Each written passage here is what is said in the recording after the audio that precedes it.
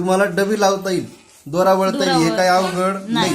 पण दोरा अटकू द्यायचा नाही. दोरा अटकायचे दोन कारण. पहिलं म्हणजे चाक उलट फिरलं तर दोरा अटकतो, तुमच्याकडून उलट चाक फिरणार नाही. मेन कारण म्हणजे सुईचा दोरा धरून ठेवायचा. आता सुईचा दोरा कसा धरायचा ते पहा. आपण डबी लावलेली आहे, दोरा वळलेला आहे. आधी काय करायचं, हा दोरा सैल नको, सैल राहिला तर दोरावर येणार नाही. ओढायचं आणि ओढला का सुई वाकली, याला फक्त असा ताण ठेवायचा. आणि एकदा सुई खाली जाऊन वरती आली का समजायचं डबीचा दोरा वर आला.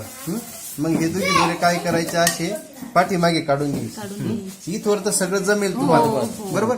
आता दोरा कसा धरायचं ते पाहून घ्या. सांगताना सांगायची तात्पर्य एवढे जे आहे, सोपी पद्धत आहे बा.